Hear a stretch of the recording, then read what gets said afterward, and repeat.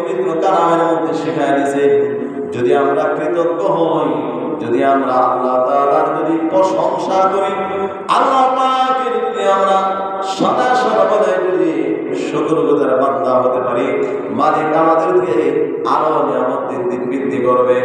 আর যদি আমরা এমনটা করতে না পারি, আল্লাহ পাক দুনিয়ার মধ্যে আমাদেরকে মুসিবতের সম্মুখীন করবেন।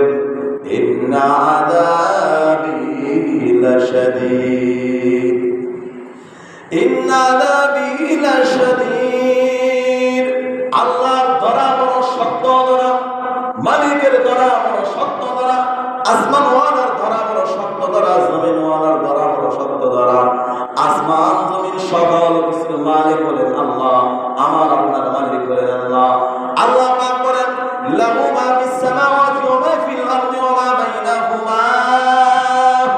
আসমান এবং জমিনের মধ্যে ওখানে যা কিছু আছে সকল কিছুর মালিক হলেন আমার আল্লাহ।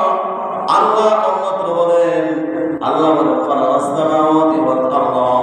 আল্লাহ পাক তার কালামের মধ্যে বলেন, আল্লাহ তাআলা সূরা লুকমানের মধ্যে বলেন, আমি আল্লাহ জমিন বানাইছি, বৃক্ষ বানাইছি, আমি আল্লাহ জীবজন্তু দিয়েছি, যা কিছু দিয়েছি সব কিছু বান্দার জন্য তৈরি করেছি। সুবহানাল্লাহ।